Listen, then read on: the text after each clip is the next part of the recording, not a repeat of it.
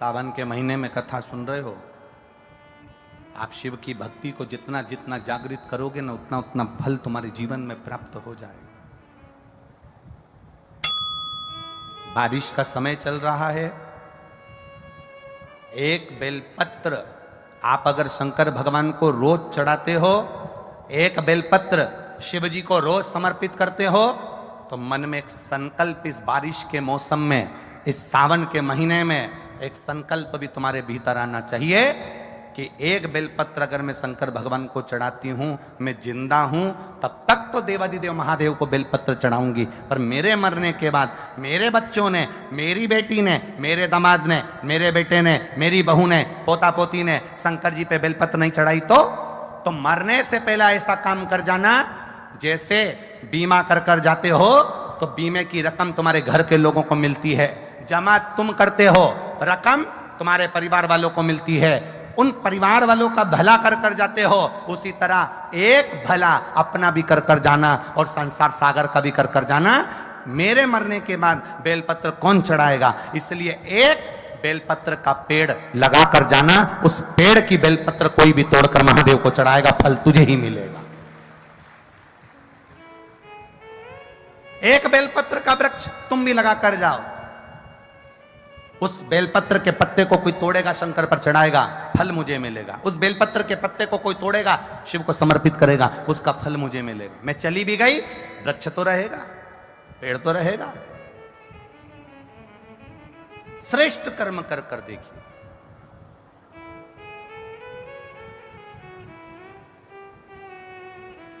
और जब श्रेष्ठ कर्म हम करेंगे तो उसका सुख हमको मिलेगा, निश्चित प्राप्त होगा। ये जो पीठिका होती है,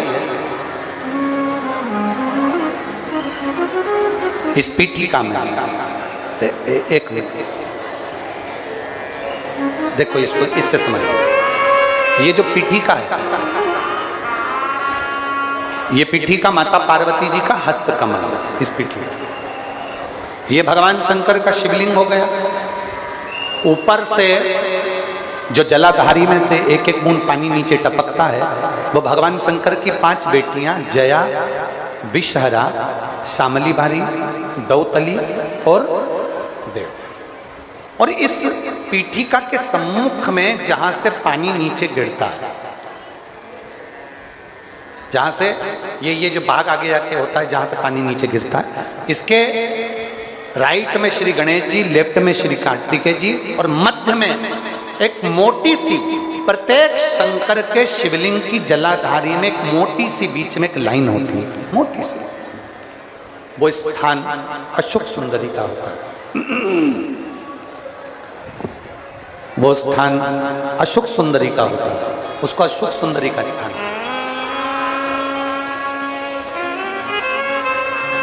जब विशेष बहुत आपको लग रहा है कि ये कार्य होने वाला नहीं है, और विशेष अगर कोई कार्य, और बहुत समय अगर आपके निकल भी गए हो, बहुत समय आपका लग गया और वो कार्य नहीं हो रहा, 5 बेलपत्र अशोक सुंदरी वाली जगह पर जब आप चढ़ाएंगे, तो ये डंडी का जो भाग है, ये डंडी का भाग जहां से पानी बहता है, जहां से जल बहता है, उस स्थान की ओर इस डंडी के भाग को रखेंगे। 5 बेलपत्र, एक बेलपत्र जब डंडी का भाग हमने इधर कर दिया, थोड़ा समझ लें अच्छे से, जैसे ये जलाधारी समझ लो, एक बेलपत्र अपन ने रखी, डंडी का भाग जहां से जल बह रहा है उस ओर है। दूसरी बेलपत्र हमने उठाई और दूसरी बेलपत्र की डंडी को मध्य भाग की पत्ती पर, दूसरे नंबर की पत्ती मध्य बीच वाली पत्ती है उस पर, तीसरी बेलपत्र को फिर बीच वाली पत्ती पर। इस तरह से 5 बेलपत्र हमें देवादिदेव महादेव को समर्पित करना चाहिए। 5 बेलपत्र पर अपनी 3 उंगलियां भगवान शंकर की 5 बेलपत्र पर स्पर्श और 1 लोटा जल भगवान शंकर को पंचाक्षर मंत्र नमः शिवाय, षडाक्षर मंत्र ओम नमः शिवाय या श्री शिवाय नमस्तुभ्यम कहकर जल चढ़ाने की दिशा हमने पहले भी आप लोगों से कहा, अगर विशेष कोई कामना से हम जल चढ़ाते हैं, विशेष कोई मन की बात है और वो नहीं हो रही उसके लिए हम जल चढ़ाते हैं, तो ध्यान रखने वाला विषय है जहां से जल बहता है उसके ठीक विपरीत में आप बैठ जाओ। जल उत्तर की ओर जा रहा है, आप दक्षिण में बैठ लो, दक्षिण में बैठकर उत्तर की ओर मुख कर लो, क्योंकि जल उत्तर की ओर जा रहा है।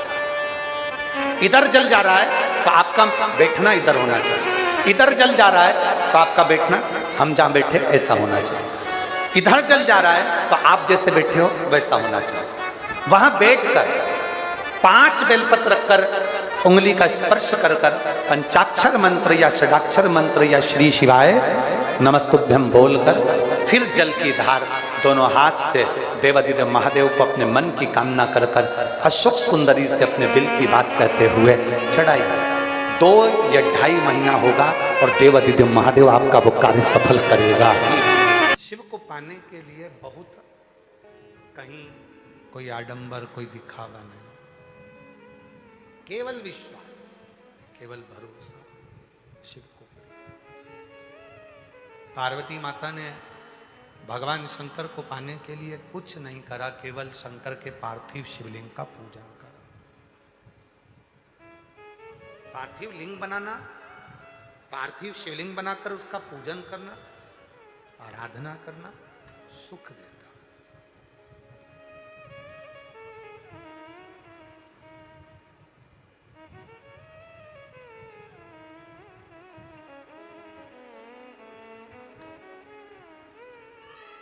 जैसे शिव जी का एक नाम है ब्रह्मेश्वर महादेव,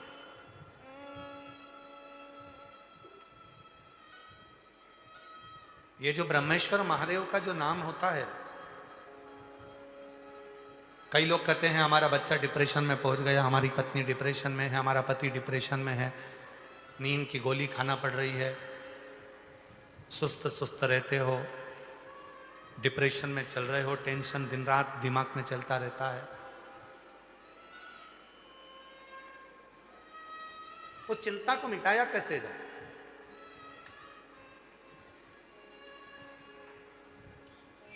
सात बेलपत्र भगवान शंकर के शिवलिंग पर चढ़ाकर सावन के महीने में 2 लोटा जल शंकर भगवान को, आप लोगों को मालूम है ना, सारे समय पर 1 लोटा जल और सावन में 2 लोटा जल, सावन के महीने में 2 लोटा जल शिव जी को चढ़ाया। और अगर चिंता ज़्यादा है, टेंशन ज़्यादा है, डिप्रेशन चल रहा है, गोलियों पर गोलियां खाना पड़ रही है, बीपी की गोलियां बार बार खाना पड़ रही है, तो ब्रह्मेश्वर महादेव का नाम लेकर शिव पर 7 बेलपत्र चढ़ाकर, और अगर 7 ना हो तो 5, 5 ना हो तो 3 बेलपत्र शिव को चढ़ाकर दोनों हाथों के लोटे का जल धीरे धीरे शिव जी पर चढ़ाएं, और उसी में से थोड़ा सा जल लेकर जो बहुत टेंशन में हो, डिप्रेशन में हो, चिंता में हो, उसको उस जल का आचमन कराना प्रारंभ करो। 3 से 4 दिन के अंदर वो डिप्रेशन से बाहर निकलेगा, अपने कार्य में रुचि रखेगा और उसको प्रसन्न करेगा। ब्रह्मेश्वर महादेव, बोलो कौन से महादेव? ब्रह्मेश्वर। बोलो ब्रह्मेश्वर महादेव की। पार्थिव शिवलिंग के निर्माण को माता पार्वती जी ने किया और उसका फल मां जगत जननी जगदम्बा अंबा को प्राप्त हुआ। पार्थिव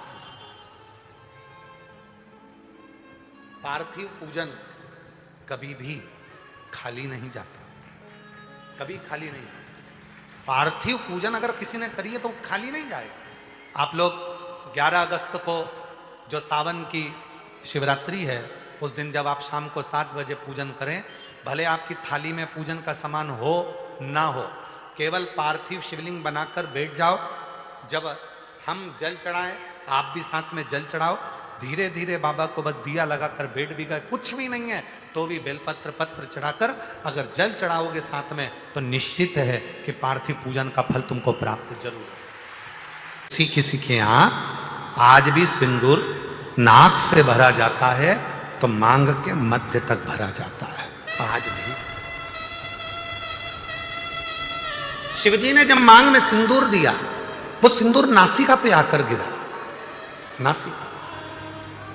और जब नासिका पर आकर गिरा, अब देव अधिदेव महादेव ने कह दिया, सुनो पार्वती, आज मैं संसार की प्रत्येक नारी को एक वर देता हूं कि नारी चाहे छोटे से बच्चे के कपड़े धो ले, नारी चाहे अपने घर के बुजुर्ग के कपड़े धो ले, नारी चाहे झूठे बर्तन मांज ले, नारी चाहे अपने पति के झूठे बर्तन मांज ले, कपड़े धो ले, सारा काम कर ले, उसके बाद भी नारी अगर एक क्षण के लिए मेरे मंदिर तक आ रही है तो वो कभी अशुद्ध नहीं हो सकती, वो शुद्ध की शुद्ध ही है, वो अशुद्ध नहीं है, उसमें अशुद्धता का भाव नहीं। आज के जमाने में बहुत बड़ा बड़ा आडंबर हो गया, शिव जी को हाथ मत लगाना, इस मंदिर में प्रवेश मत करो, इस मंदिर के अंदर कोई जा नहीं सकता, शंकर जी को कोई हाथ नहीं लगा सकता, भगवान को कोई छू नहीं सकता।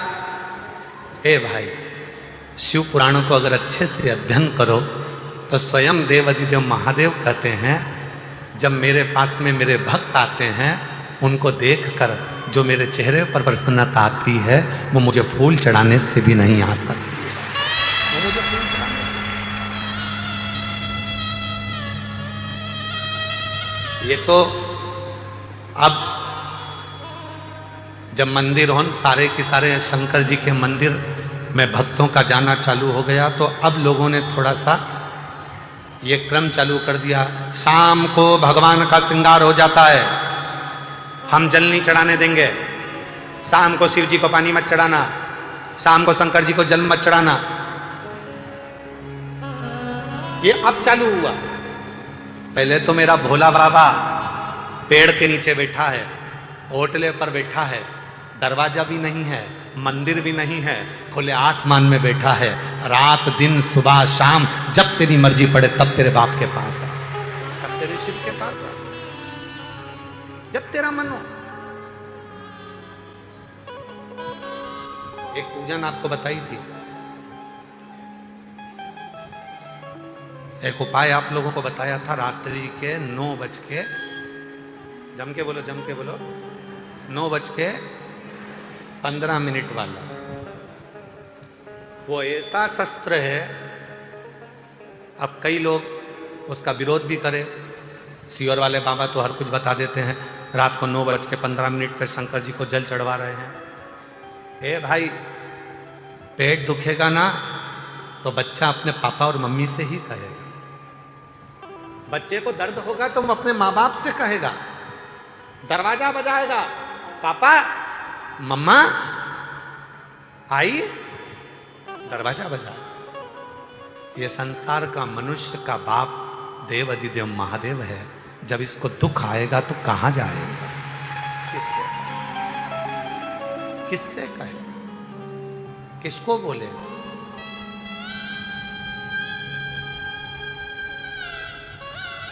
आओ कुबरेश्वर बाबा की भूमि पर, रात को 12 बजे भी आओगे तो शंकर जी को जल चढ़ता मिलेगा। बोलो बोलो, सही है गलत है? 1:30 बजे रात को भी आओगे तो शिव जी को जल चढ़ता मिलेगा। 2 बजे रात को भी आओगे तो शिव जी को जल चढ़ता मिलेगा। 3:30 बजे रात को आओगे तो शिव जी को जल चढ़ता मिलेगा। 6 बजे भी आओगे तो जल चढ़ता मिलेगा। दिन भर जल चढ़ता मिलेगा। 24 घंटे बाप का दरवाजा अपनी औलाद के लिए खुला की खुला है, वो आएगा। कावड़ का नियम क्या होता है? कावड़ का जल किस जगह पर रख दिया जाए लाकर, थोड़ा सा कि जीवन में कभी संपदा की कमी ना हो जिंदगी में।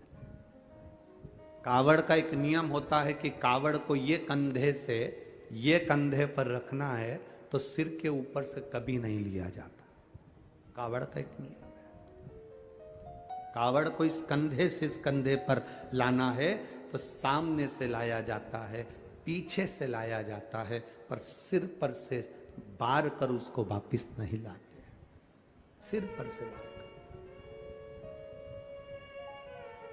कावड़ का एक नियम होता है, जिस नारी का, जिस व्यक्ति की संतान नहीं होती है, उसको कावड़ यात्रा करने से पहले अपनी गोदी में धान चावल को भरना पड़ता है गोदी में उसको, जब तक महादेव के दरवाजे तक नहीं चली जाती जब तक उसकी गोदी में वो धान चलते चलते उसकी झोली में वो हिलता रहता है, कावड़ का जल उसके कंधे पर रहता है। और जब वो कावड़, जिसकी औलाद नहीं, संतान नहीं, जब वो कावड़ का जल महादेव को चढ़ाती है तो पहले जल समर्पित करने के बाद फिर चावल के दाने बाबा के उस शिवलिंग पर समर्पित करती है कि बाबा मेरी गोदी में तू यहाँ तक लेकर आया है, ये गोदी खाली मत छोड़ना, मेरी गोदी भर देना, भले 25 साल हो गए।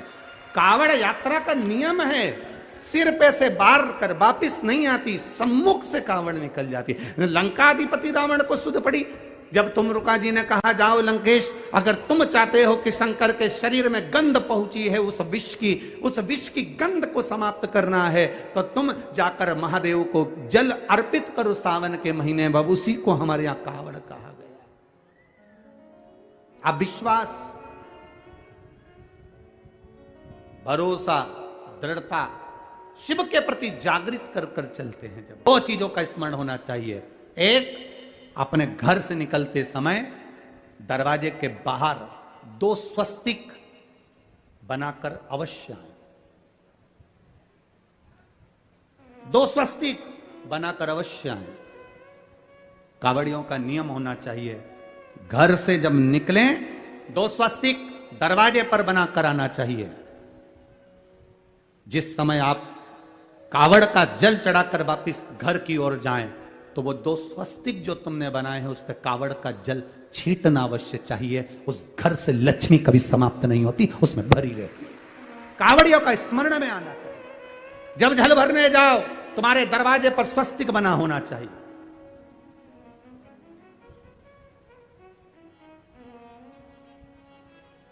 तुम्हारे दरवाजे पर 2 स्वस्तिक का स्मरण होना चाहिए। मेरा शिव, मेरे गोरा, मेरा गणेश, मेरी रिद्धि, मेरे सिद्धि, मेरे देव, नारायण, लक्ष्मी, राम, सीता, मेरे कृष्ण, मेरी राधा, सब वहीं पर विराजमान हो जाए, सर्वस्व वहीं।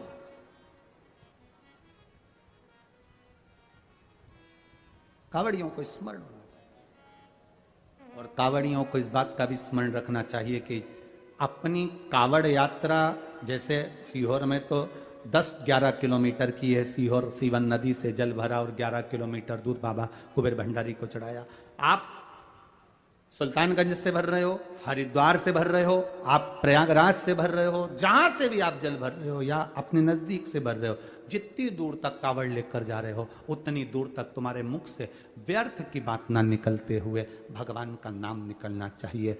बोल बम का नारा है बाबा, बोल बम, बोल बम, बोल बम, बोल बम। मेरी जितनी जीजियां बैठी हैं, जितने मेरे जीजा बेटे हैं, जितनी मेरी बेटियां बैठी हैं, जितने मेरे बेटा बेटे हैं, जितने मेरे बुजुर्ग माँ बाप बैठे हैं, सावधानी से सुनिएगा। और जो आस्था चैनल पर, फेसबुक, यूट्यूब पर, सोशल मीडिया पर इस पवित्र कथा को सुन रहे हैं वो भी सावधानी से सुन।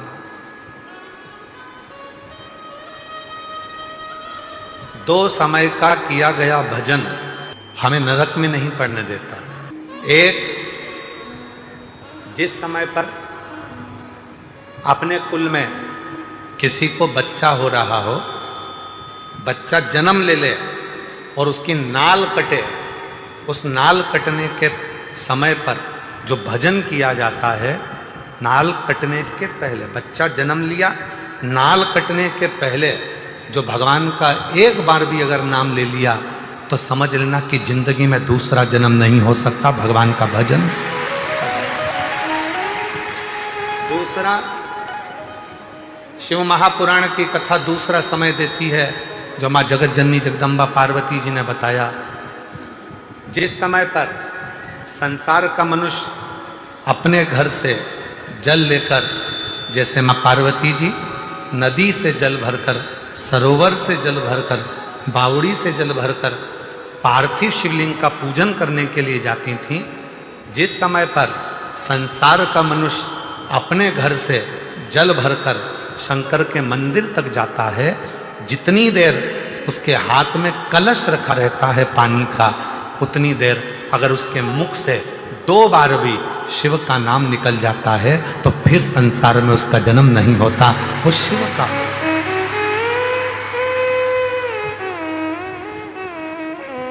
अब आपको और हमको इतना स्मरण नहीं है, डॉक्टर बताएगा नहीं कि बच्चे ने जन्म ले लिया है, नाल कटने वाली है, तो हम वो भजन नहीं कर पाएंगे।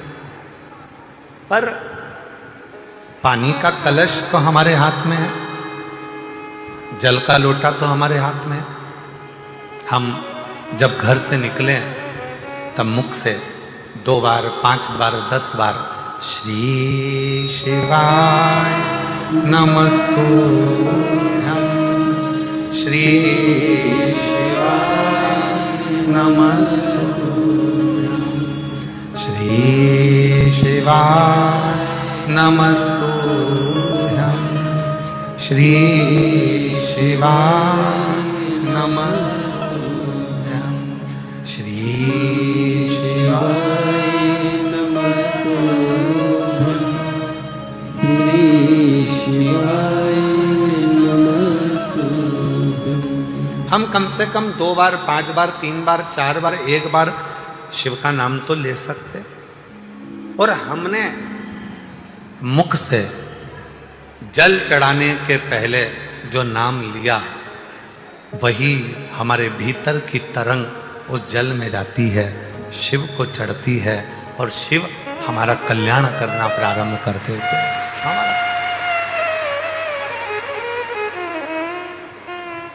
कितना सुंदर कहा है। शिव महापुराण के अंतर्गत वेद व्यास जी कहते हैं, जब जल चढ़ाने के लिए शिव के मंदिर जाओ, घर का पूरा काम कर लो, बच्चों को स्कूल भेज दो, पति का टिफिन बना दो, बुजुर्ग माँ बाप की सेवा कर लो, बुजुर्ग माता पिता को दवाई देना है तो दवाई दो, भोजन देना है तो भोजन दो, पूरा घर का काम निपटा लो, झाड़ू पोछा भी लगा लो, बर्तन भी मांज लो। और जिस समय 24 घंटे में से भी अगर 1 मिनट तुम्हें दिखे कि ये मेरा 1-1.5 मिनट खाली है, उस समय पर 1 लोटा जल भरो और शंकर के पास पहुंच।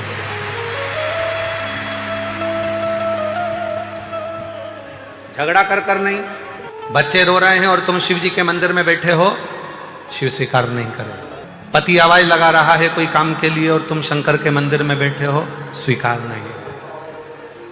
घर के बुजुर्ग माँ बाप दवाई के लिए घर पर बैठे हैं और तुम शिव के मंदिर में बैठे हो, स्वीकार नहीं हो। ये स्वीकार, बर्तन मांज लिए, भोजन बना लिया, सब्जी रोटी बना ली, सारा घर का काम कर लिया। अब कई लोग कहते हैं गुरुजी हम तो अशुद्ध हो जाएंगे, हम तो अशुद्ध हो जाएंगे। ए मेरी जीजियों, भगवान शंकर ने जब माता पार्वती जी के साथ में 7 फेरे लिए, 7 फेरे, और फेरे होने के बाद जब माता पार्वती जी के मांग में जब सिंदूर भरा गया, वो सिंदूर जब मांग में भरा जा रहा था, वो सिंदूर नासिका पे आकर गिर रहा था। किसी किसी के यहां आज भी सिंदूर नाक से भरा जाता है तो मांग के मध्य तक भरा जाता है, आज भी। शिवजी ने जब मांग में सिंदूर दिया, वो सिंदूर नासिका पे आकर गिरा, नासिका। और जब नासिका पर आकर गिरा, अब देव अधिदेव महादेव ने कह दिया, सुनो पार्वती, आज मैं संसार की प्रत्येक नारी को एक वर देता हूं कि नारी चाहे छोटे से बच्चे के कपड़े धो ले, नारी चाहे अपने घर के बुजुर्ग के कपड़े धो ले, नारी चाहे झूठे बर्तन मांज ले, नारी चाहे अपने पति के झूठे बर्तन मांज ले, कपड़े धो ले, सारा काम कर ले, उसके बाद भी नारी अगर 1 क्षण के लिए मेरे मंदिर तक आ रही है तो वो कभी अशुद्ध नहीं हो सकती, वो शुद्ध की शुद्ध ही